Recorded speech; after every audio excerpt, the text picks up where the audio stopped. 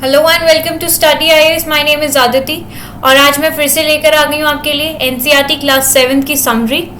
तो अब तक हम लोगों ने 6 चैप्टर्स कंप्लीट कर लिए थे और आज हम लोग कवर करेंगे 4 चैप्टर्स इसमें, जो कि है आपके 7, 8, 9 एंड 10। फिर हमारी बुक हो जाएगी complete and we'll gonna start with the 8th standard book. तो चलिए स्टार्ट करते हैं गाइज। अगर आप लोग अनअकैडमी प्लस सब्सक्रिप्शन लेने के लिए आगे बढ़ रहे हैं तो please use code STUDYIS। And अगर आपको कोई भी क्वेरी है सब्सक्रिप्शन से रिलेटेड, कोई भी जानकारी चाहिए आपको, तो आप इस नंबर पे या तो कॉल कर लीजिए या व्हाट्सएप कर दीजिए, ठीक है। अपनी कोई भी क्वेरी, आपकी क्वेरी तुरंत सॉल्व करी जाएगी, ठीक है। तो चलिए देखते हैं।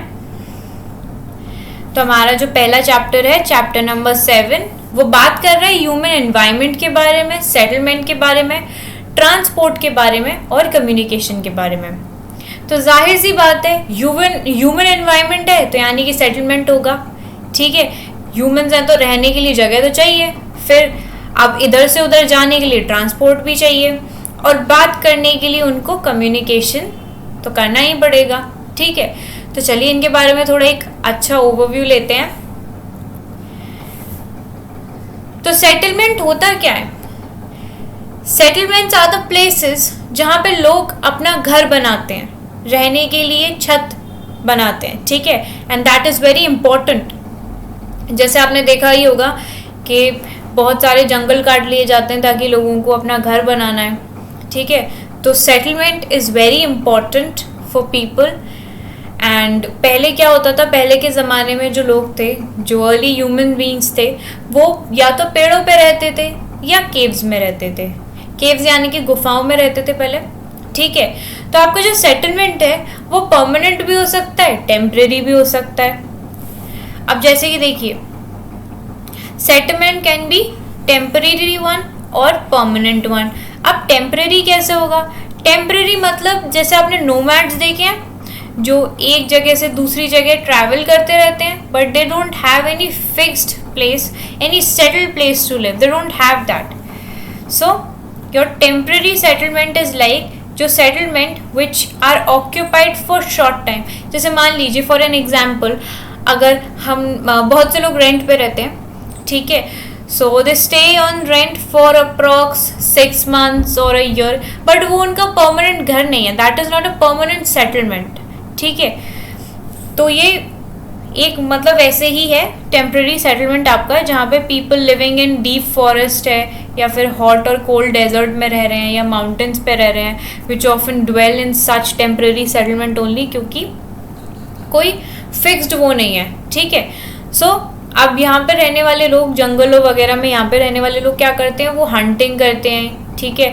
They also gather, shifting cultivation करते हैं एंड ट्रांसह्यूमेंस।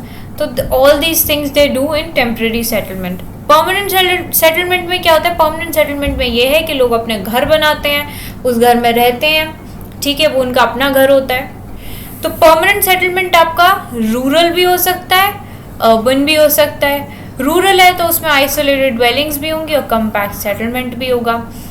अब रूरल कैसे होता है? आपने देखा है विलेज में जो लोग रहते हैं, ठीक है, गाँव में जो लोग रहते हैं, उस पर्टिकुलर चीज़ को, जिनका मतलब जो इनकी ऑक्यूपेशन का मेन सोर्स एग्रीकल्चर होता है, कल्टिवेशन करके ही होता है, ठीक है, तो उनको हम रूरल बोलते हैं। अर्बन हमारा जैसे जो शहर है, ठीक है, जो एक टाउन लाइफ है, एक सिटी लाइफ है, ठीक है, वो रूरल से काफ़ी डिफरेंट है, ठीक है। रूरल में इट्स जस्ट लाइक कि उनकी जो मेन ऑक्यूपेशन वहाँ पे ज़्यादातर लोगों की एग्रीकल्चर है, ठीक है। बट अर्बन में इट्स लाइक प्राइवेट सेक्टर्स हैं, आपके गवर्नमेंट सेक्टर्स हैं, बहुत सारी चीज़ें हैं, ओके। तो there is a difference between rural and urban. चलिए, सेटलमेंट आपके फर्दर क्लासिफाइड होते हैं 2 कैटेगरी में, एक होती है रूरल और दूसरी आपकी अर्बन सेटलमेंट। अब रूरल क्या है कि विलेज में लोग रह रहे हैं, रूरल सेटलमेंट में, जहाँ पे लोग इंगेज रहते हैं in activities like agriculture, fishing, forestry, craft work या ट्रेडिंग। जो लोग इन सारी चीज़ों में इंगेज रहते हैं, ठीक है। और रूरल आपके कॉम्पैक्ट भी हो सकते हैं और स्कैटर्ड भी हो सकती है, ठीक है। रूरल सेटलमेंट कॉम्पैक्ट कैसे होगी? तो कॉम्पैक्ट ऐसे होगी कि कॉम्पैक्ट सेटलमेंट में क्या होता है, क्लोजली बिल्ड एरिया में ड्वेलिंग्स होती हैं, ठीक है। There are closely build area of dwellings wherever flat land is available. अब स्कैटर्ड में क्या होता है, स्कैटर्ड मतलब these type of settlements are spaced over an extensive area, ठीक है, मतलब बहुत दूरी दूरी पे जैसे वो बन रहे होते हैं घर, ठीक है। तो this type of settlement is found in हिली ट्रैक्ट्स, जो आपके हिली एरियाज होते हैं ना, वहाँ पे इस तरीके की आपको सेटलमेंट देखने को मिलेगी, जहाँ पे थिक फॉरेस्ट हो या फिर रीजन में जो क्लाइमेट है वो एक्सट्रीम हो, तो वहाँ पे आपको ऐसी स्कैटर्ड वे में सेटलमेंट देखने को मिलेगी, where there is a lot of spaced, okay, a lot of space is there between houses and all, okay. Now अब रूरल एरियाज में क्या होता है, people use to build the houses to suit the environment, अपने environment उनके कैसे suitable रहेगा, कहाँ जगह पे वो रह सकते हैं, उस हिसाब से रूरल एरियाज में they make houses. And in the regions of heavy rainfall वो स्लांटिंग रूफ बनाते हैं, कुछ उनकी जो रूफ होती है, स्लांटिंग रूफ मतलब कुछ ऐसी रूफ होती है, ठीक है। आई होप आप लोगों ने देखी होगी, कुछ ऐसी मतलब इस स्लांटिंग वे में ऐसी रूफ बनाते हैं लोग, ठीक है। So places where water accumulates in rainy season, so the houses constructed on a raised platform of stilts. अब कुछ जगह होती हैं कि जहाँ पे जो वाटर है, ठीक है, that accumulates in the rainy season, तो वो घर कहाँ कंस्ट्रक्ट किए जाते हैं, वो थोड़े रेस प्लेटफॉर्म पे या मतलब स्टिल्ट्स पे कंस्ट्रक्ट करते हैं। और थिक मड वॉल के हाउसेस बनाए जाते हैं विथ थैच्ड रूफ्स, जहाँ पे हॉट क्लाइमेट ज़्यादा हो, ठीक है। जैसे आपने देखा होगा कि बहुत जगह गांव में देखा आपने कि मिट्टी के बहुत वैसे घर बन रहे हैं, थिक वुडेड हाउसेस, लाइक मैं कैसे एक्सप्लेन करूँ आपको, कुछ इस तरीके के दिखते हैं, ठीक है।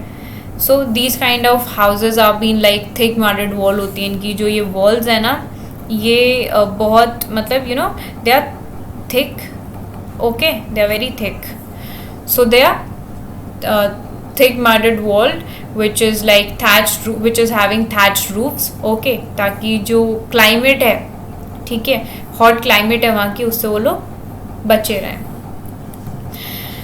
अब बात करते हैं ट्रांसपोर्ट सर्विस के बारे में। अब देखिए लोग हैं, सेटलमेंट है, अर्बन हो आपका चाहे रूरल हो, ट्रांसपोर्ट तो करेंगे, इधर से उधर जाएंगे, सामान भेजेंगे, नहीं तो अब कोई मान लीजिए कि एक फैमिली है, ठीक है, जो कि आपकी रूरल एरिया में रह रही है, ठीक है, रूरल में रह रहे हैं और उनके कुछ फैमिली मेम्बर्स रह रहे हैं अर्बन एरिया में, ठीक है। अभी रूरल वाले मान लो कोई फेस्टिवल है, जैसे हमारे फेस्टिवल में क्या होता है कि हमें कुछ भेजना होता है, ठीक है, तो वो कैसे भेजेंगे, भेजना है या जाना है, तो उसके लिए वो लोग यूज़ करेंगे ट्रांसपोर्ट का।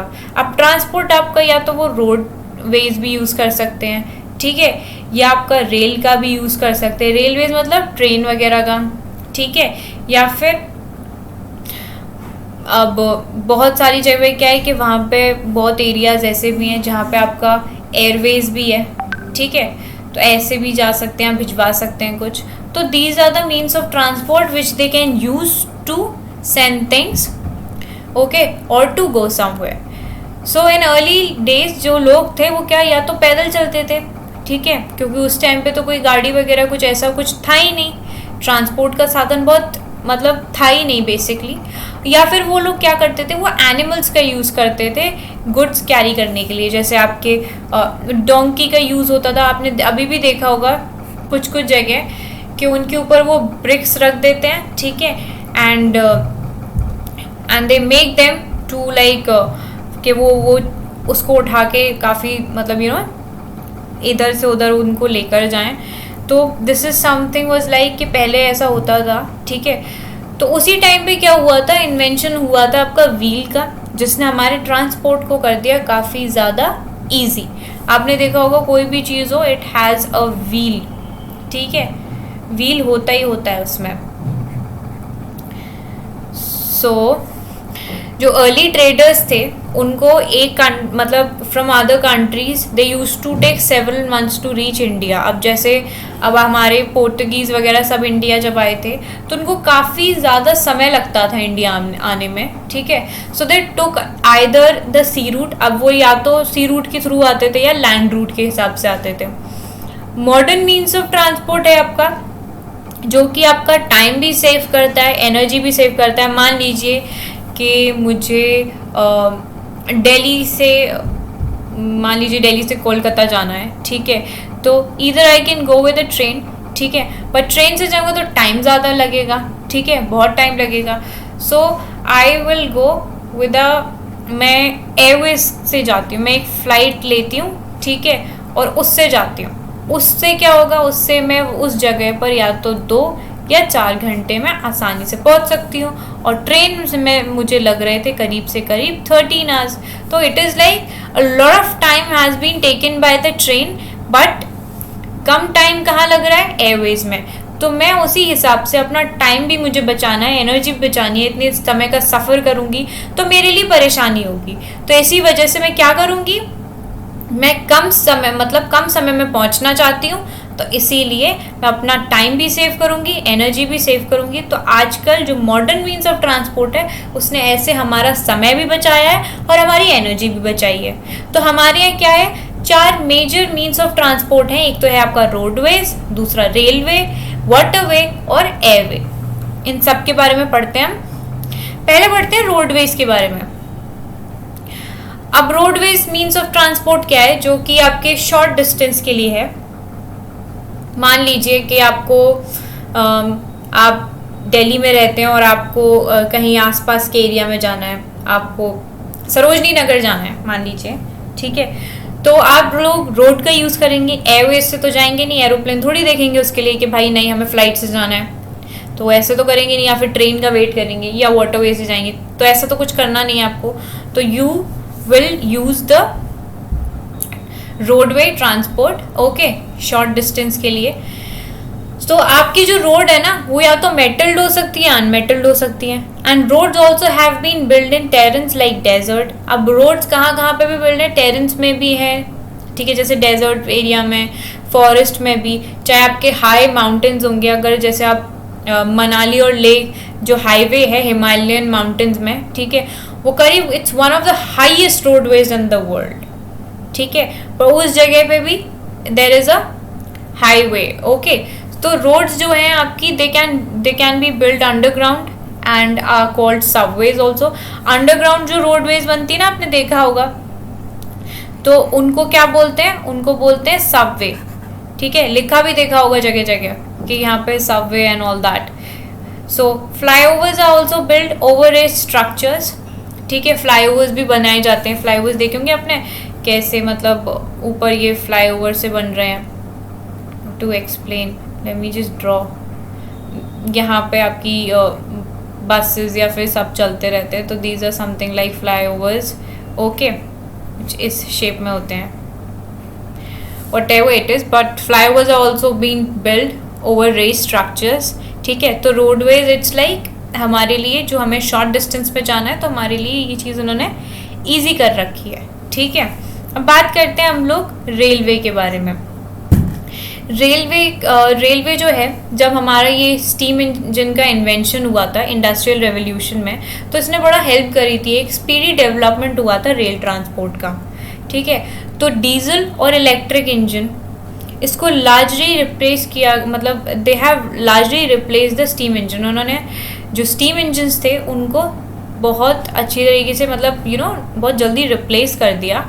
एंड जो रेलवे नेटवर्क है वो इतना वेल डेवलप्ड है ओवर द प्लेन एरियाज़ में वो बहुत ज़्यादा डेवलप्ड है, ठीक है। और एडवांस टेक्नोलॉजिकल स्किल्स भी हैं आजकल जो कि इनेबल करती हैं लेइंग ऑफ रेलवे लाइंस। पहले क्या होता था ना, माउंटेन एरिया में रेलवे लाइंस का डलना बहुत मुश्किल होता था, ठीक है, बट टेक्नोलॉजी इतनी ज़्यादा एडवांस हो गई है अब कि जो रेलवे लाइंस हैं उनको मतलब माउंटेन टेरेंस पे भी डालना it's very easy, okay. So the Indian railway network, जैसे कि आप लोगों को पता है, it's a well developed railway network and Asia का सबसे लार्जेस्ट है हमारा रेलवे नेटवर्क, ठीक है। So the Indian railway network is well developed and it is the largest in Asia, okay. याद रखना, ये अपने देश की तारीफ की चीज़ें याद रखनी चाहिए।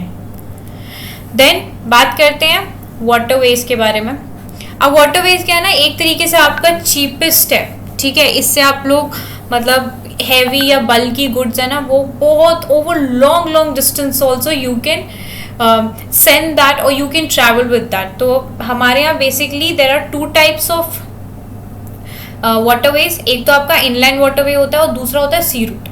अब पहले क्या होता था that navigable rivers and lakes हैं, जैसे कि उनको नेविगेबल जो रिवर्स होते हैं आपके, लेक्स होते हैं, उनको यूज़ किया जाता है इनलैंड वाटरवेज के लिए. जैसे आपके इनलैंड वाटरवेज के लिए आप गंगा ब्रह्मपुत्र रिवर सिस्टम को देख सकते हैं, या फिर द ग्रेट लेक जो कि नॉर्थ अमेरिका में, या फिर रिवर नाइल है आपका अफ्रीका में. ठीक है, तो ये क्या है, ये मतलब easily you can navigate through these rivers. Okay, then बात करते हैं, ये तो आपका इनलैंड वाटरवेज हो गया. ठीक है, ये एग्जाम्पल है आपके इनलैंड वाटरवेज के. ठीक है, फिर बात करते हैं हम लोग सी रूट के बारे में. तो सी रूट एंड ओशनिक रूट्स जो होते हैं आपके, वो मोस्टली यूज्ड फॉर ट्रांसपोर्टिंग है. ठीक है, they are very useful for this merchandise and goods from one country to another. तो जो आपके सी रूट है या ओशनिक रूट है, दे आर लाइक बहुत ज़्यादा यूज़ करे जाते हैं ये मर्चेंडाइज के लिए. ठीक है, या फिर कोई हमें कुछ ऐसा मतलब बल्कि सामान भेजना है एक कंट्री से दूसरी कंट्री को, तो ये रूट्स क्या है, ये कनेक्टेड है विद द पोर्ट्स. तो ये जो सी रूट्स है ना, ये कनेक्टेड है पोर्ट्स के साथ. तो some of the important ports of the world are Singapore and Mumbai in Asia. तो कुछ पोर्ट्स हैं आपके वर्ल्ड के, या तो वो है आपका जैसे आपका है सिंगापुर, ठीक है, एंड मुंबई जो कि एशिया में है. फिर न्यूयॉर्क, लॉस एंजल्स इन नॉर्थ अमेरिका, रायो डी जेनेरियो इन साउथ अमेरिका, डर्बन है या केप टाउन है आपका अफ्रीका में, सिडनी है आपका ऑस्ट्रेलिया में, और लंदन है और रोटरडैम है आपका यूरोप में. तो ये क्या है, आपके सी रूट हैं ये, जो कि पोर्ट से कनेक्टेड हैं.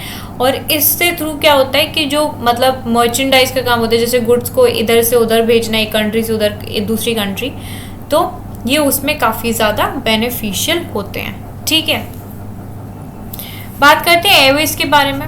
तो एयरवेज क्या है ना, it is the fastest way of transport. जैसे मैंने आपको एग्जांपल दिया था कि अगर मैं ट्रेन से किसी जगह जा रही हूँ तो मुझे समय लग जाएगा, और अगर मैं वहीं उसी चीज़ के लिए अगर मैं फ़्लाइट ले लूँ तो मैं बहुत जल्दी पहुँच जाऊँगी, करीब बहुत घंटे बचते हैं. So many hours have been saved.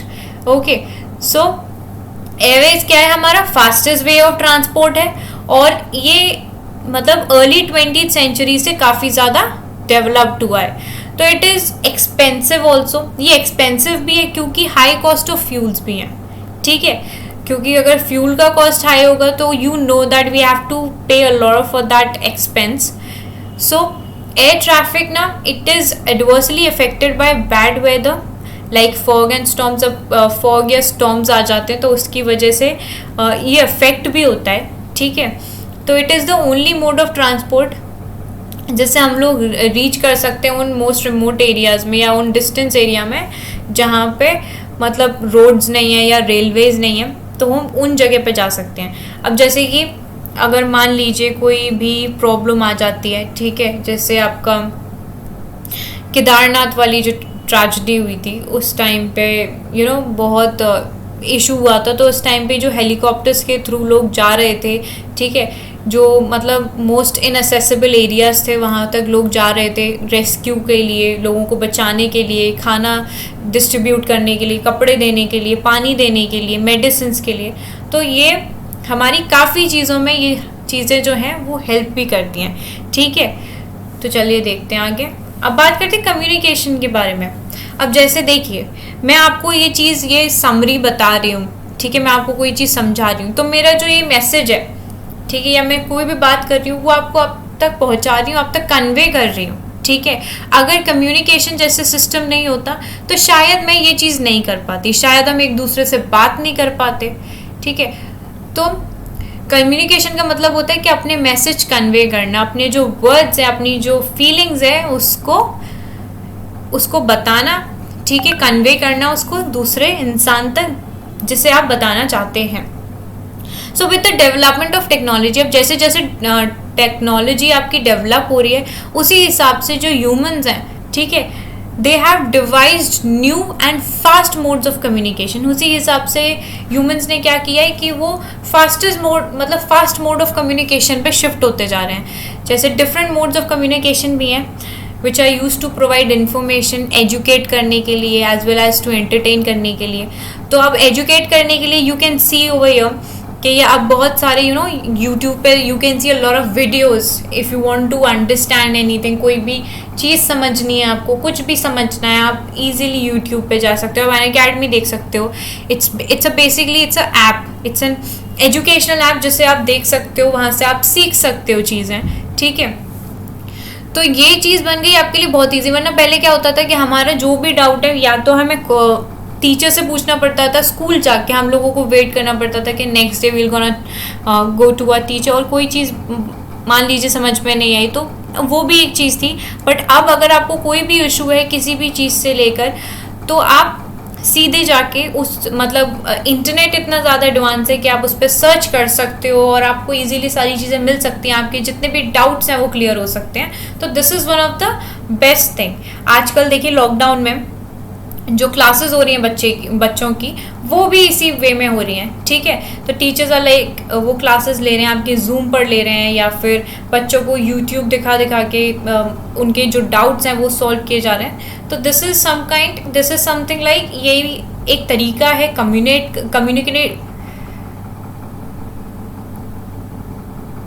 Communicate करने का लोगों से, ठीक है। सो देयरफॉर जैसे आपकी न्यूज़पेपर है, रेडियो है, टेलीविज़न है, तो इसके थ्रू आप लोग काफ़ी ज़्यादा लोगों से, काफ़ी ज़्यादा नंबर ऑफ पीपल से कम्युनिकेट कर सकते हो। तो इस चीज़ को हम लोग क्या बोलते हैं, इसको हम बोलते हैं मास मीडिया, ठीक है। हम हद से ज़्यादा लोगों तक अपनी बात, अपनी आवाज़ को पहुंचा सकते हैं, ठीक है। अब हमारी जो सैटेलाइट्स होती हैं ना, सैटेलाइट्स ने हमारा जो कम्युनिकेशन है उसे बहुत आसान और बहुत फास्टर कर दिया है। अब सैटेलाइट्स की मदद से हम लोग ऑयल एक्सप्लोरेशन देख सकते हैं, सर्वे ऑफ फॉरेस्ट देख सकते हैं, अंडरग्राउंड वाटर के बारे में जानकारी ले सकते हैं, मिनरल वेल्थ के बारे में, वेदर फोरकास्ट के बारे में पता कर सकते हैं, या फिर कोई डिजास्टर वार्निंग, मान लीजिए कहीं सुनामी आने वाली है या फिर साइक्लोन आने वाला है, तो हमें पहले से पता चल जाता है। पहले से लोग हमें पहले बता देते हैं कि भाई यहाँ पे ये होने वाला है, तो आप लोग पहले से सतर्क रहें, ठीक है। तो ये सारी चीज़ें किसकी वजह से हो रही है, सैटेलाइट्स की हेल्प से, ओके। पहले से हम लोग पूछ लेते हैं कि मतलब आज आप लोगों ने देखा होगा that they must be in your phones also that you can ask के okay Google just let me know that is it will rain today और what's the weather today. So these things are being cleared, okay. तो wireless telephonic communication जो है हमारा, जैसे through cellular phones है, ये बहुत ज़्यादा पॉपुलर है। सबके पास अपने अपने स्मार्टफोन्स हैं, ठीक है। वो धीरे धीरे और ज़्यादा स्मार्ट हो रहे हैं, ठीक है। 5G is also here. सो ये बहुत ज़्यादा पॉपुलर हो रहा है। इंटरनेट आपका वो सिर्फ और सिर्फ आपको इन्फॉर्मेशन ही नहीं प्रोवाइड करता, बल्कि इंटरैक्ट भी करवा देता है लोगों से। जैसे मान लीजिए अगर हम लोग जैसे इंडिया में रहते हैं, some of a family member is staying in America somewhere और द अदर, और हम उसे काफ़ी टाइम से देख नहीं पाए हैं, देखने का मन है, वो बेचारा रोज़ रोज़ अपनी शक्ल दिखाने के लिए तो आ नहीं सकता है क्योंकि वो बहुत दूर है। तो दैट वाई अब इसके लिए क्या ईजी है कि आप लोग उससे स्काइप चैट कर सकते हैं, ठीक है, फेस टाइम कर सकते हैं, वीडियो चैट कर सकते हैं, कैसे भी कर सकते हैं, आप उससे बात कर सकते हैं, किसी को उसे देख सकते हैं, वो क्या कर रहा है क्या नहीं कर रहा है, सारी चीज़ें देख सकते हैं हम। So this kind of interconnectivity जो हम लोगों में आजकल बढ़ रही है, ठीक है, सर्विसेज में, इंस्टीट्यूशन में, ठीक है, अक्रॉस द वर्ल्ड, तो ये है एक लार्ज ग्लोबल सोसाइटी, ठीक है। हम लार्जली लोगों के साथ, ग्लोबली लोगों के साथ कनेक्टेड हैं, ठीक है। We are interconnected to each other. So this interconnectivity is known as a very large global society, okay. तो ये तो हमारा हो गया चैप्टर नंबर 7 पूरा। अब हम लोग स्टार्ट करेंगे चैप्टर नंबर 8 से। चैप्टर नंबर 8 क्या है आपका? चैप्टर नंबर 8 है ह्यूमन एनवायरनमेंट, ठीक है, interactions the tropical and the sub tropical region. अब बात होगी यहाँ पे ट्रॉपिकल और सब ट्रॉपिकल रीजन के बारे में, ठीक है। चलिए स्टार्ट करते हैं। बात करते हैं यहाँ पे लाइफ इन अमेज़न बेसिन। अब अमेज़न बेसिन कहाँ है? अमेज़न बेसिन हमारा है इक्वेटर के बहुत करीब, ये दिख रहा है आपको, ये यहाँ पे। और इक्वेटर कैसे जाता है आपका, कुछ ऐसे ही तो जाता है। सॉरी, इसमें थोड़ी लाइन स्लांटिंग हो गई। Here you can see this is a equator. So your Amazon basin is a tropical region. Amazon basin आपका है ट्रॉपिकल रीजन है जो कि इक्वेटर के बहुत करीब है, ठीक है।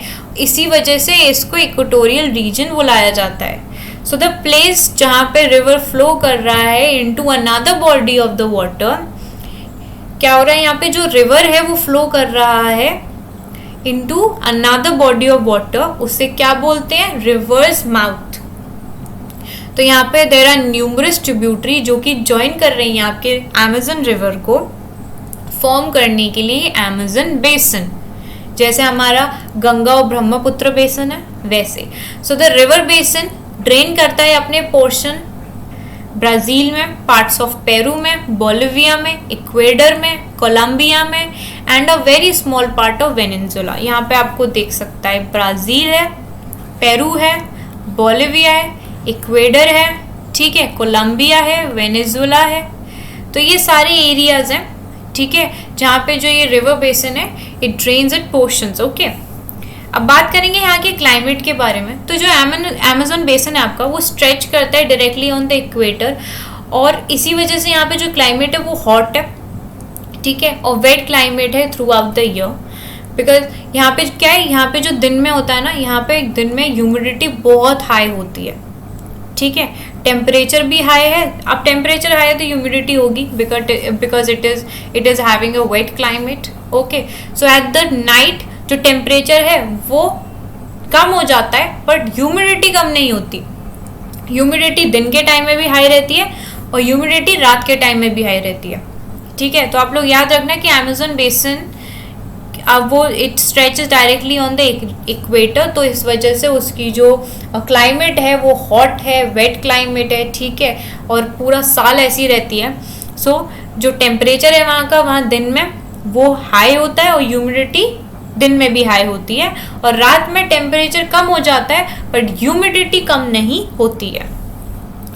चलिए रेन फॉरेस्ट के बारे में बात करते हैं। तो अमेज़न है ना, तो जो फॉरेस्ट है अमेज़न का वो बहुत थिक है, डेंस है, वहाँ पे सनलाइट भी नहीं जा सकती है, और वहाँ पे ऑर्चिड्स, ब्रोमेलाइड्स, ये सारे प्लांट पैरासाइट्स है जो ग्रो करते हैं। रेन फॉरेस्ट है आपका रिच इन फोना, ठीक है, बर्ड्स जैसे आपको टॉकिन्स और हमिंग बर्ड है, बर्ड ऑफ पैराडाइज है, ओवरसाइज्ड बुल्स हैं, ये सब आपको देखने को मिलेंगे। एनिमल्स आपको मंकी देखने को मिलेगा, ठीक है, स्लॉथ देखने को मिलेगा, और एंट ईटिंग टैप्रस देखने को मिलेंगे आपको, ठीक है। तो ये कुछ तरीके के एनिमल्स हैं जो आपको देखने को मिलेंगे।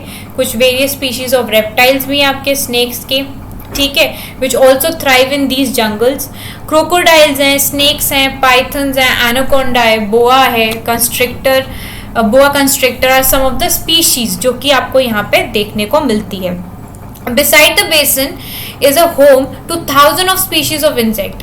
तो सिर्फ और सिर्फ बेसिन के अलावा बहुत सारी मतलब थाउजेंड्स ऑफ इंसेक्ट की स्पीशीज भी हैं जो आपको यहाँ पे देखने को मिलेंगी, ठीक है। और सेवरल स्पीशीज हैं आपकी फिश की जो कि इंक्लूड करती हैं flesh eating पिराना fish which is also found in the river.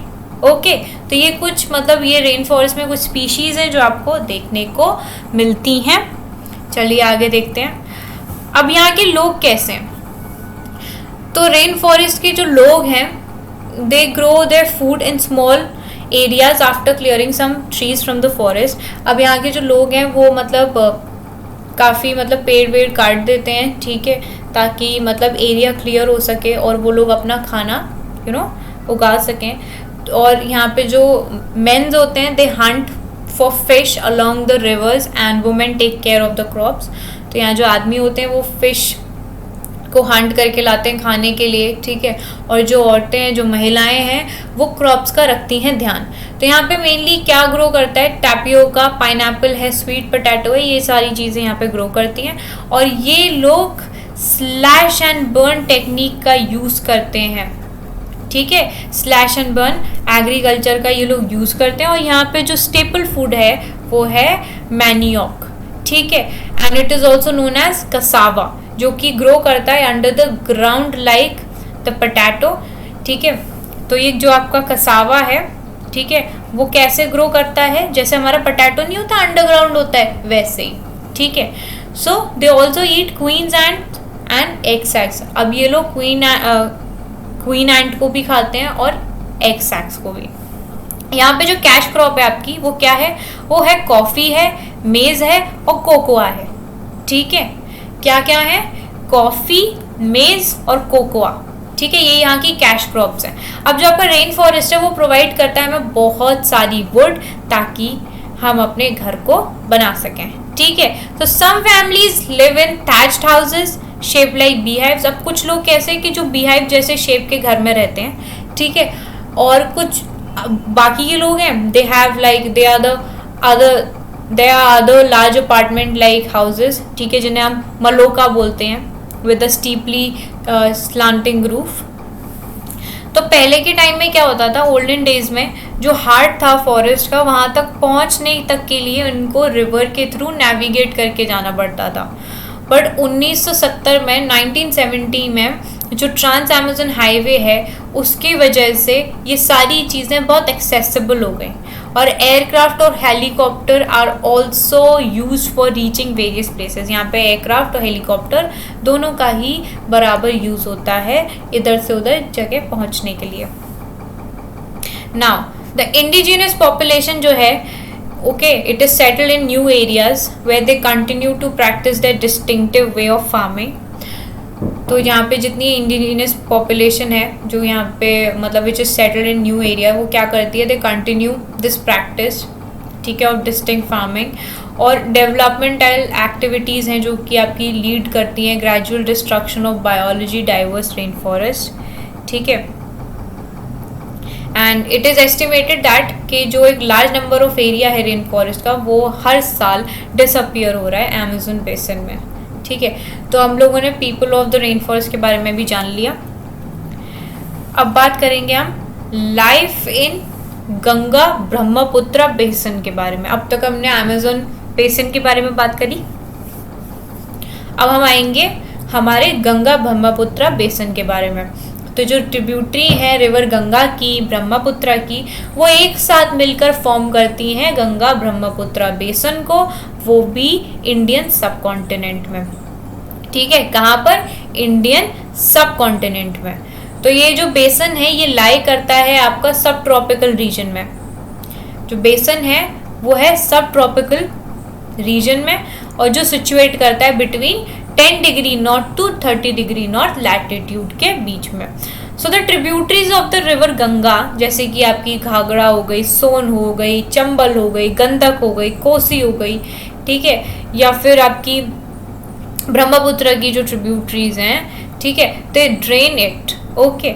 So the plains of Ganga and Brahmaputra, the mountains and the foothills of the Himalayas and Sundarban Delta are the main feature of this basin.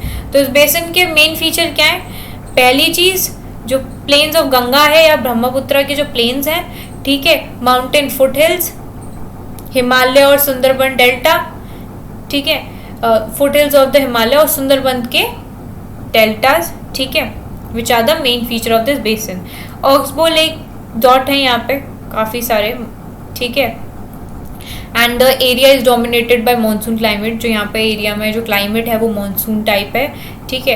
तो monsoon लाता है आपका बारिश जून से लेकर सितंबर तक और गर्मी लेकर आता है काफ़ी ज़्यादा तेज़, और यहाँ पे जो विंटर्स होती हैं वो बहुत ठंडी होती हैं, ठीक है। तो जो आपका बेसिन है उसकी टोपोग्राफी काफ़ी अच्छी है और एनवायरनमेंट प्ले करती है एक dominant role distribution of population में, ठीक है। अब माउंटेन एरिया यानी कि स्टीप स्लोप्स होंगे, ठीक है, और दे must be having in hospitable terrain, so therefore less number of people live in the mountain area of Ganga Brahmaputra basin. बहुत कम लोग रहते हैं मतलब इसमें गंगा ब्रह्मपुत्र बेसिन में, और the plain area provides the most suitable land for human habitation. अब बहुत जो प्लेन एरिया है वो ह्यूमन हैबिटेशन के लिए बहुत सही है, मतलब बहुत इजी पड़ता है, सूटेबल है, क्योंकि उस पर एग्रीकल्चर जो है, जो मेन ऑक्यूपेशन है लोगों की, वो ईजी पड़ जाती है, ठीक है। तो जब फ्लैट लैंड अवेलेबल है, ठीक है, टू ग्रो क्रॉप्स, तो सो नाउ जो डेंसिटी है आपकी पॉपुलेशन की प्लेन्स में, वो बहुत ज़्यादा, density of the population of the plains is very high, ठीक है। जो हमारी प्लेन एरिया में जो पॉपुलेशन है वो बहुत ज़्यादा होती है, जैसे आप लोगों को पता है हिली एरियाज़ में बहुत कम लोग रह पाते हैं, ठीक है। एक तो वहाँ पे घर बनाने का टेंशन, दूसरा एग्रीकल्चर का टेंशन, जो उनकी मेन ऑक्यूपेशन है उसका tension. So the main crop is paddy, वहाँ पे जो मेन क्रॉप है वो क्या है, पैडी है वो, ओके। एंड सिंस जो कल्टिवेशन है पैडी की वो रिक्वायर करती है sufficient amount of water, and it is grown in the areas जहाँ पे जो अमाउंट है रेनफॉल का वो बहुत हाई है। फिर बात करते हैं वीट, मेज, सोरगम, ग्राम एंड माइलेट्स। ये अलग, ये वो क्रॉप्स हैं जो यहाँ पे ग्रो करी जाती हैं। और कैश क्रॉप हो गई आपकी शुगर केन, गन्ना और जूट। कैश क्रॉप क्या है यहाँ पे, शुगर केन और जूट, ये दो यहाँ की कैश क्रॉप्स हैं।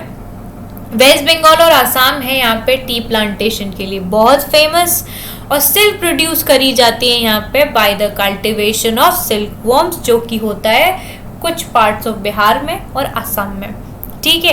क्रॉप ग्रो करी जाती है यहाँ पे टेरेसेस पे ऑन द माउंटेन हिल्स, और वेजिटेशन जो है वो कवर करती है area which is varying according to the type of landform, ठीक है। तो जो गंगा ब्रह्मपुत्र प्लेन है वो ट्रॉपिकल डेसिडियस ट्री है, सॉरी ट्रॉपिकल डेसिडियस ट्रीज यहाँ पे ग्रो करती हैं, जैसे कि आपकी टीक हो गई, साल हो गई, पीपल हो गई, ठीक है। अब थिक बैम्बू ग्रूव्स भी हैं यहाँ पे ब्रह्मपुत्र प्लेन में। So the delta area is covered with mangrove forest in parts of Uttarakhand. तो जो डेल्टा है वो कवर्ड है मैनग्रूव फॉरेस्ट से, और कुछ पार्ट्स ऑफ उत्तराखंड में या सिक्किम में, अरुणाचल में, ठीक है। कॉनिफेरस ट्रीज हैं जैसे कि पाइन है, ड्योडर है, और and fir can be also been seen because the climate is cool and the slopes are steep over there. तो इतना आप लोगों को यहाँ तक समझ में आ गया। कोई भी प्रॉब्लम होगी आप लोग मुझे कमेंट सेक्शन में ज़रूर बताना। एनिमल्स यहाँ पे कौन कौन से पाए जाते हैं, एलिफेंट हो गया, टाइगर हो गया, डियर हो गया, मंकी हो गया, ये बहुत कॉमन है।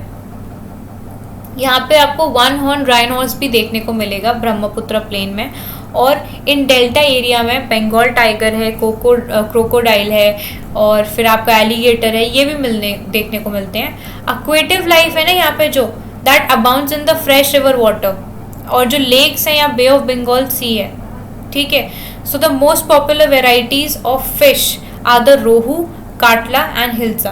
जो यहाँ पे पॉपुलर वेराइटी की फिश हैं वो कौन कौन सी हैं, रोहू है, काटला है और हिल्सा है। तो फिश यहाँ पे फिश और राइस है यहाँ का staple diet for the people of this area, ठीक है। फिर गंगा ब्रह्मपुत्र प्लेन जो है आपके, they have several big towns. यहाँ पे कुछ बड़े बड़े शहर भी हैं, जैसे आपका इलाहाबाद हो गया, कानपुर हो गया, वाराणसी हो गया, पटना हो गया। यहाँ पे जो पॉपुलेशन है वो करीब 10 लाख से भी ज़्यादा है। So the waste water in जो जितने भी ये टाउन्स हैं, ठीक है, इंडस्ट्रीज़ हैं यहाँ पे, इनसे जो वेस्ट वाटर होता है वो डिस्चार्ज हो जाता है सीधे जाके रिवर्स में, ठीक है, जिससे जो हमारी रिवर्स है वो प्रदूषित होती हैं। तो हमारे जितने भी 4 ट्रांसपोर्ट सिस्टम हैं वो यहाँ पे वेल डेवलप्ड हैं गंगा ब्रह्मपुत्र बेसन में, और प्लेन एरियाज़ में जो रोडवेज हैं, रेलवेज हैं, ट्रांसपोर्ट हैं, ठीक है। तो people like from one place to another, so the waterways are an effective means of transport particularly along the rivers।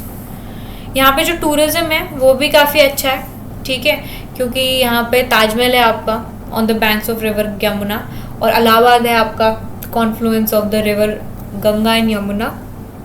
Buddhist stupas हैं आपके उत्तर प्रदेश में, बिहार में, और लखनऊ विद इट्स इमामबाड़ा, असम, काजीरंगा और मानस, ठीक है, with the wildlife sanctuary, and Arunachal Pradesh with a distinct tribal culture are some of the places worth a visit।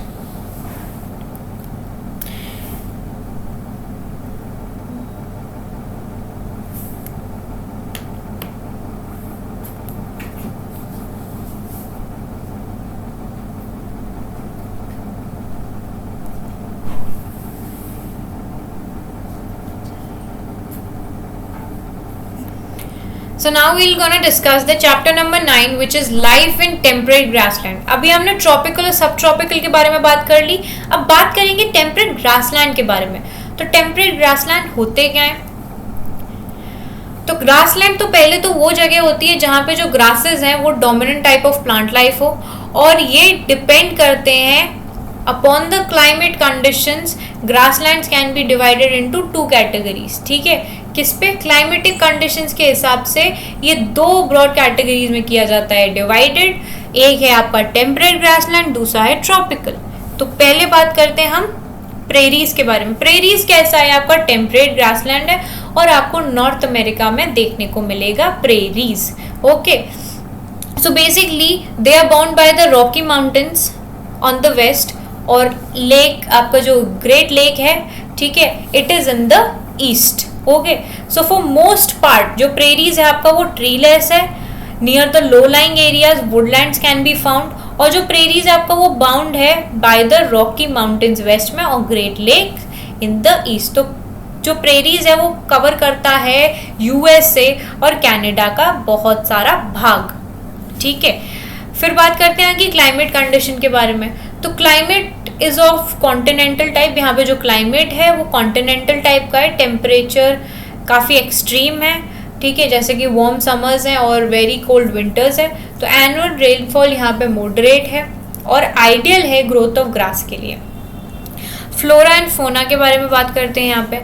तो prairies ना प्रैक्टिकली ट्रीलेस जगह है, ठीक है, बट कुछ प्लेसेस में यहाँ पे वाटर अवेलेबल है। ट्रीज जैसे कि आपकी विलोज हैं, एल्डर्स हैं और पॉपुलर्स हैं, यही देखने को मिलेंगी। और प्लेसेस यहाँ पे जो जगह, यहाँ पे जो रेनफॉल है वो करीब 50 सेंटीमीटर तक आती है, ठीक है, and that are suitable for farming as soil is fertile. तो इतनी रेनफॉल जो फार्मिंग है उसके लिए सूटेबल है, और यहाँ पे जो सॉइल है वो भी फर्टाइल है। तो प्रेरीज आपका ग्रेनरीज ऑफ द वर्ल्ड भी बुलाया जाता है इसको, ठीक है, बिकॉज यहाँ पे जो वीट ग्रोथ है दैट इज सरप्लस, एंड बिसॉन और अमेरिकन बफेलो ये यहाँ पे 2 इम्पॉर्टेंट एनिमल्स हैं, ठीक है। अब यहाँ के जो लोग हैं ना, जैसे आपने वो काउबॉयज नहीं देखे हैं, स्टर्डी मैन टाइप, मतलब जो हैट्स ही पहनते हैं, ठीक है, और then they wear shirts and jackets and all that, and usually they clothes colours are brown and all. तो वो होते हैं आपके काउबॉयज, आपने देखा होगा मूवीज में, एड्स में, सीरियल्स में। तो large scale farming with wooden technology यहाँ पे होती है, ठीक है, लार्ज स्केल फार्मिंग होती है यहाँ पे। फिर बात करते हैं वेल्ड्स के बारे में। वेल्ड्स भी क्या है? टेम्परेट ग्रासलैंड है साउथ अफ्रीका का, ठीक है, और वेल्ड्स आर रोलिंग प्लेट्यूज। ये रोलिंग प्लेट्यूज होते हैं जिनकी हाइट है करीब 600 मीटर से लेकर 1100 मीटर तक, और ये बाउंड करता है ड्रैकेनबर्ग माउंटेन को ऑन द ईस्ट। तो जो क्लाइमेट है वेल्ड्स की वो काफ़ी माइल्ड है, क्योंकि इन्फ्लुएंस है यहाँ पे इंडियन ओशन का, और यहाँ पे जो समर है वो बहुत कम, मतलब छोटे होते हैं, ठीक है, एंड वार्म होते हैं। और वेल्ड्स में जो रेन है आपकी वो मेनली आपको समर के मंथ में मिलेगी, और समर के मंथ कौन से? यहाँ पे नवंबर और फरवरी। तो November to February are your summer season over here, these are the summer months, okay. और विंटर यहाँ पे कब होती है? जुलाई में। जुलाई सबसे ज़्यादा कोल्डेस्ट होता है यहाँ पे। तो ये बिल्कुल रिवर्स है, जैसे इंडिया में ये जो 2 मौसम है, ठीक है, या यहाँ से दिसंबर तक चले जाओ तो दिसंबर टू फरवरी बहुत ठंड होती है, ठीक है, और यहाँ क्या है? जुलाई में बहुत ठंड है, बट इस सीजन में इनके यहाँ क्या है? समर है, ठीक है। यहाँ के फ्लोरा और फोना की बात करते हैं। वेजिटेशन गफर यहाँ पे स्पार्स है, और रेड ग्रास यहाँ पे ग्रो करती है वेल्ड्स में। यहाँ के लोग कैसे हैं? तो यहाँ के जो लोग हैं वो ज़्यादातर कैटल रियरिंग और माइनिंग के लिए जाने जाता है वेल्ड्स, ठीक है। और जो मेन क्रॉप होती है यहाँ की,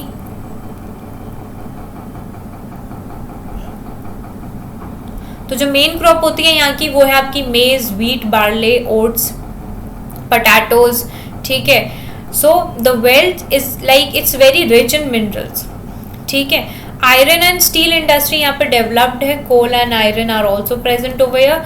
Johannesburg is known as the gold capital of the world, and grassland region है यहाँ पे, जहाँ पे ग्रासेस मतलब form the dominant type of plant life. तो grassland make up almost quarter of the total land surface. तो world के grassland दो उसमें डिवाइडेड है, एक तो टेम्परेट है, दूसरा ट्रॉपिकल है. ठीक है. प्रेरीज आपका टेम्परेट ग्रासलैंड है जो कि आपको नॉर्थ अमेरिका में देखने को मिलेगा. And it is also bound by the Rocky Mountains in the west and Great Lakes in the east. So now जो आपका प्रेरीज है वो लोकेटेड है हार्ट ऑफ द कॉन्टिनेंट में. ठीक है. और मतलब therefore we find here the continental type of climate जो कि कैरेक्टराइज्ड है बाय एक्सट्रीम टेम्परेचर्स. तो यहाँ पे जो एनुअल रेनफॉल है वो मॉडरेट है and is ideal for growth of grass. Chinook यहाँ पे लोकल विंड है, जैसे हमारी लू है वैसे ही चिनॉक है यहाँ पे. So now trees are not here in prairies, only trees like willows हैं, alders है, poplars है जो यहाँ पे ग्रो करती है. ठीक है. दूसरा फिर क्रॉप्स लाइक आपके मेज है, पोटैटो है, सोयाबीन है, कॉटन है, अल्फा है, ये यहाँ पे इस एरिया में ग्रो करते हैं. जो यहाँ पे जो रेनफॉल है वो करीब 50 सेंटीमीटर होती है. ठीक है. Which is suitable for growing crops. ठीक है. इस एरिया में जो रेनफॉल है वो थोड़ी पुअर है, but grasses are also short and sparse. तो इस एरिया में जो कैटल रियरिंग है वो बहुत ज़्यादा करी जाती है. बिसोन और American buffalo is like very important animals of this region. ठीक है. यहाँ के जो लोग हैं वो बहुत हार्ड वर्किंग होते हैं. और यूएस और कनाडा का काफ़ी area, like US and Canada located in this area. So the prairies are also known as granaries of the world because यहाँ पे जो surplus wheat है वो प्रोड्यूस होती है. और डेयरी फार्मिंग यहाँ का मेजर इंडस्ट्री है. ठीक है. मिनरल्स सच है जैसे आपका कोल हो गया, आयरन हो गया, वो फाउंड है यहाँ पे अबंडेंस में. और road, railway and canals are also in good condition जो कि प्ले करते हैं बहुत ही important role in making this region the most industrialise one in the world. Okay. तो ये वही सारी चीज़ें जो हमने पहले पढ़ी हैं. तो चलिए अब आगे बढ़ते हैं. तो चैप्टर 10 पे आ गए हम लोग. चैप्टर 10 है आपका लाइफ इन डेजर्ट. तो डेजर्ट है क्या चीज़? तो डेजर्ट वो एरिड रीजन है जो कि कैरेक्टराइज्ड है बाय आपका एक्सट्रीमली हाई और low temperature and has scarce vegetation. तो depending on the temperature there can be hot desert और कूल डेजर्ट. तो टेम्परेचर के हिसाब से देखें तो आपकी जो डेजर्ट है वो हॉट भी हो सकती है, कूल भी हो सकती है. तो पहले हम बात करेंगे हॉट डेजर्ट के बारे में जो कि है हमारी सहारा डेजर्ट, जहाँ पे मतलब इसका जो काफ़ी एरिया है. ठीक है. मतलब ये जो डेजर्ट है वो काफ़ी 11 कंट्रीज़ को टच करती है. ठीक है. यहाँ दिख रहा होगा आपको. These are those 11 countries. तो जो सहारा डेजर्ट है इट्स वर्ल्ड लार्जेस्ट डेजर्ट. तो हमारे वर्ल्ड की सबसे लार्जेस्ट डेजर्ट है ये. ठीक है. और जो इसका एरिया है वो करीब 8.54 मिलियन स्क्वायर किलोमीटर का है. और डेजर्ट टच करती है 11 कंट्री को. उसमें से एक है आपकी अल्जीरिया, लिबिया, इजिप्ट, सूडान, छड. ठीक है. और आपका नाइगर, माली, मॉरिटानिया, वेस्टर्न सहारा, मोरक्को, तुनीसिया. तो ये सारी वो 11 कंट्रीज़ हैं जो करती हैं इसको टच. ठीक है. और तुनीसिया और वेस्टर्न सहारा जो है आपकी तो जो सहारा डेजर्ट है आपकी they are the gravel plains. कैसे प्लेन्स हैं ये? ग्रेवल प्लेन्स हैं जो कि like and elevated plateaus are also there with bare rocky surface. तो ये जो रॉकी सरफेस है यहाँ पे they may be more than 2500 metre high at some places. ठीक है. तो क्लाइमेट कैसे यहाँ पे सहारा डेजर्ट में जो क्लाइमेट है वो बहुत एक्सट्रीम है. स्क्रॉचिंग हॉटनेस होती है यहाँ पे, पैच ड्राइनेस है और it has a very short rainy season. बहुत छोटा मतलब रेनी सीजन होता है. और स्काई हमेशा क्लाउडलेस रहता है, क्लियर रहता है. और यहाँ जो मॉइस्चर है वो एवेपोरेट करता है ज़्यादा जल्दी in order to accumulate. So the temperature during the day may soar as high as 50 degrees Celsius or heating up the sand and the bare rocks which turn into radiates heat like heating यहाँ पे जो temperature है वो करीब 50 degree Celsius से ऊपर जाता है। तो इसकी वजह से क्या होता है, जो सैंड है या फिर बेयर रॉक्स हैं, ठीक है, वो बहुत ज़्यादा गर्मी मतलब फेंकने लगते हैं, बहुत गर्म हो जाते हैं, ठीक है। तो यहाँ पे जो आपकी मतलब रातें हैं वो एकदम फ्रीजिंग होंगी, ठीक है, टेम्परेचर 0 डिग्री तक पहुँच जाता है, और जो दिन में होता है वो 50 डिग्री से भी ऊपर होता है। फ्लोरा और फोना कैसा है यहाँ पे, तो सहारा डेजर्ट में जो वेजिटेशन है वो इंक्लूड करती है आपका cactus, date palms and acacia.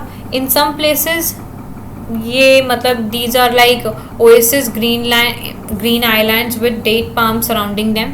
तो जैसे कि कैमल हो गया, आपका हाइना हो गया, जैकॉल हो गया, फॉक्सेस हो गया, स्कॉर्पियंस हो गया, ये कुछ वेराइटी हैं स्नेक्स या लिजर्ट की जो कि आपको प्रोमिनेंटली यहाँ पे मिलेंगी। यहाँ के लोग कैसे हैं, तो सारा desert have been inhabited by various group of people, उसमें से जो कि अलग अलग डिफरेंट काइंड ऑफ एक्टिविटीज़ को परस्यू करते हैं।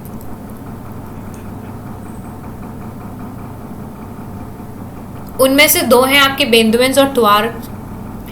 सो these are the nomadic tribes जो कि रियर करते हैं लाइफ स्टॉक को, गोट्स को, शीप्स को, कैमल्स को, हॉर्सेस को। So these animals provide them milk, hides from which they make leather for belts, slippers, water bottles. Hair is turned for mats, carpets, clothes and blankets. So they wear heavy robes as protection against the dust and storm. तो अब मतलब जैसे climate वहाँ का वैसा गर्मीला है, बहुत गर्मी पड़ती है, तो क्या करते हैं वो लोग, दे वेयर हैवी रॉब पहनते हैं वो, ताकि वो स्टॉर्म से बच सकें और हॉट विंड से। तो जो ओएसिस है आपका सहारा डेजर्ट में, ठीक है, और नाइल रिवर के बीच में, ठीक है, sorry, the oasis is in the Sahara and the Nile in Egypt support settled population. ये दोनों जगह सपोर्ट करती है सेटल्ड पॉपुलेशन को।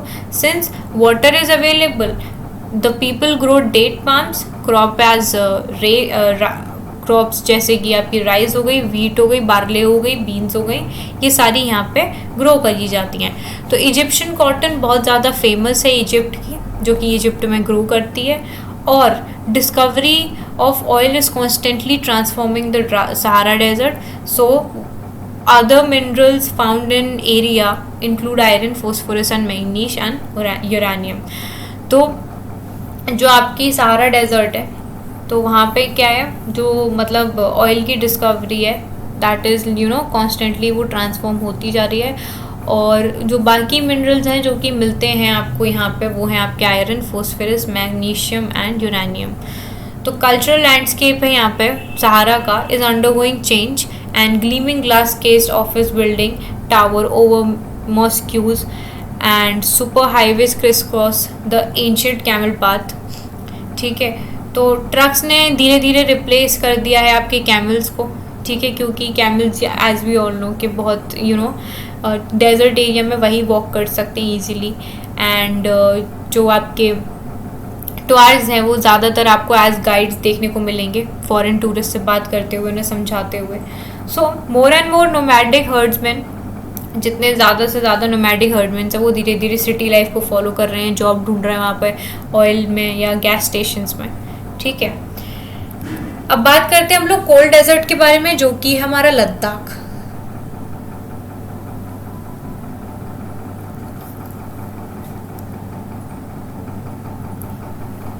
सो Ladakh is a cold desert जो कि आपका है ग्रेट हिमालयाज में on the eastern side of Jammu Kashmir. जो काराकोरम रेंज है आपकी नॉर्थ में और ज़ांस्कार माउंटेन है, ठीक है, साउथ में, तो वो इसको एनक्लोज करते हैं। तो सेवरल रिवर्स हैं, बहुत सारी नदियां हैं जो यहाँ पे फ्लो करती हैं, ठीक है, through Ladakh. And among them जो इंडस है, being the most important several glaciers are found in Ladakh. For example the Gangri glacier है आपका। तो लद्दाख कहाँ लाई करता है, लद्दाख एक तो पहला एक कोल्ड डेजर्ट है ये, ठीक है, दूसरा it lies in great Himalaya, और जो इसकी ईस्टर्न साइड है वो आती है जम्मू एंड कश्मीर की तरफ। तो जो काराकोरम रेंज है और जो north which is in the north, और जो ज़ांस्कार माउंटेन है जो साउथ में है, वो इनक्लोज करते हैं इसको। दूसरा कि several reverse flow through the Ladakh, कुछ रिवर्स हैं जो कि फ्लो करती हैं लद्दाख में। And among them Indus being the most important several glaciers are found in Ladakh.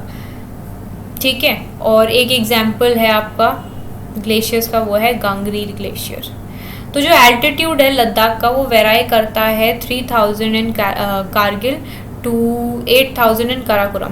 तो जो लद्दाख का एल्टीट्यूड है वो वेराई करता है कैसे, जो कारगिल में है वो है 3000 और जो काराकोरम में है वो है 8000। तो due to its high altitude जो क्लाइमेट है वो रिमेन रहता है कांस्टेंट।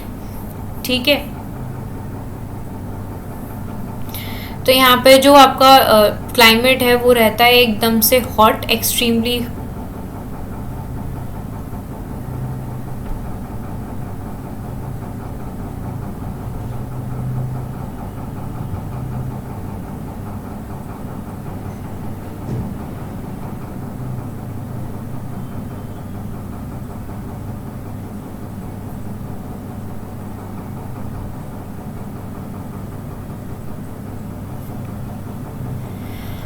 हाँ, तो जी जो लैटिट्यूड है लद्दाख का वो वेराई करता है 3000 मीटर इन कारगिल और करीब से करीब 8000 है आपका काराकोरम में। तो अभी हाई एल्टीट्यूड की वजह से जो क्लाइमेट है यहाँ पे वो एक्सट्रीमली कोल्ड और ड्राई रहता है और जो एयर है इस लैटिट्यूड पे वो बहुत थिन होती है, क्योंकि जो हीट है सन की that can also be felt intensely. वैसे हमें इतना मतलब हीट इतनी फील नहीं होती, बट वहाँ पे आपको फील होगी। तो the t temperature over there, जो वहाँ पे दिन में टेम्परेचर होता है, ठीक है, समर्स में that are like above 0 degree और नाइट में होता है 30 डिग्री सेल्सियस से कम। तो Ladakh lies in the rain shadow of Himalayas due to which it receives little rainfall. तो जो आपका लद्दाख है, ठीक है, वो अभी मतलब it's lying in the rain shadow of Himalaya, तो इसी वजह से जो रेनफॉल है वो कम होती है वहाँ पे, and as low as 10 centimetre every year. So the area experiences freezing and burning hot sunlight.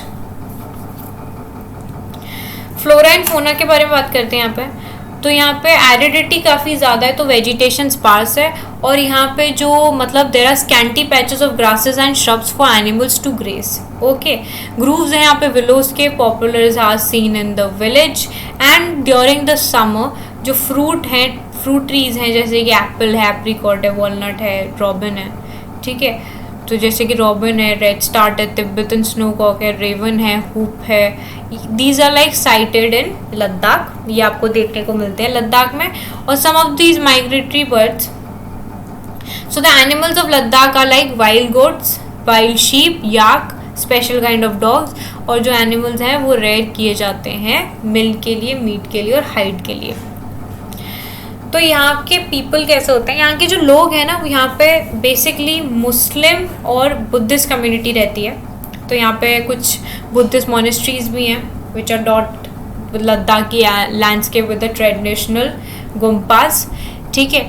Now कुछ मोनेस्ट्रीज हैं जो कि ऐसी आपकी हेमिस है, थिस्की है, शे है, लामायूरू है, ठीक है। तो इन द समर रीजन जो पीपल हैं यहाँ के लोग बहुत बिजी हो जाते हैं, कल्टीवेशन में बिजी हो जाते हैं, बारले उगाते हैं, पटाटो उगाते हैं, पीज उगाते हैं, बीन्स उगाते हैं, आपकी टर्निप उगाते हैं। So the climate in winter month is so harsh के लोगों मतलब they keep themselves so engage in festivities and ceremonies.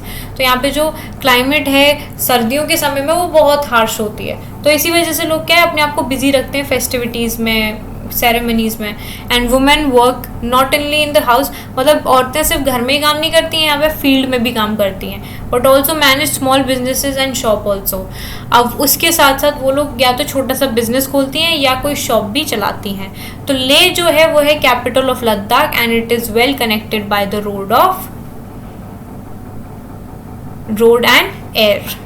So tourism यहाँ पे मेजर एक्टिविटी है, सेवरल टूरिस्ट आते हैं यहाँ पे, streaming in from within India and abroad. So life of people is undergoing the change due to modernisation. तो यहाँ के लोगों की जो ज़िंदगी है वो धीरे धीरे मॉडर्नाइज होती जा रही है, उसकी तरह से बदलती जा रही है। And the people of Ladakh, जो लोग हैं लद्दाख के, वो over the centuries learn to live in balance and harmony with nature. तो इसी वजह से जो स्कार्सिटी है रिसोर्सेज की, जैसे वाटर है, फ्यूल है, they are also use with the reverence and care. तो इन सबको मतलब इन सब की कमी है, तो इस वजह से इनको कम यूज़ करें, उतना ही यूज़ करें। ठीक है, तो ये तो हो गए यहाँ के लोग। तो गाइज हम लोगों ने 4 चैप्टर अपने ऑलमोस्ट कवर कर लिए हैं। ठीक है, अगर आपको ये 2 बुक्स आपकी कंप्लीट हो चुकी हैं, एक तो आपकी 6th की एनसीईआरटी हो चुकी है और 7th की एनसीईआरटी हो गई आज ख़त्म। तो गाइज अगर आपको कोई भी इशू है, ठीक है, कोई भी प्रॉब्लम आ रही है इन 2 बुक्स में से किसी भी चैप्टर में, तो आप लोग मुझे कमेंट सेक्शन में ज़रूर बताएं। अगर आपको ये सीरीज़ अच्छी लग रही है तो इसे लाइक करें, शेयर करें, चैनल को सब्सक्राइब ज़रूर करें।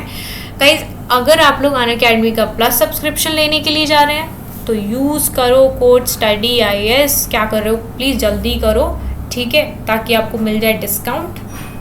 और अगर आप लोगों को कोई भी जानकारी लेनी है स्ट्रैटेजी के लिए या कोई भी ऐसी चीज़ सब्सक्रिप्शन के लिए जानकारी लेनी है, तो इस नंबर पे ज़रूर करें कॉल या फिर करें अपना व्हाट्सएप मैसेज लीव। ओके, तो तब तक के लिए study hard, work hard and take care, bye bye. We'll gonna meet tomorrow. 8th standard की बुक को करेंगे हम लोग स्टार्ट। चलिए बाय बाय।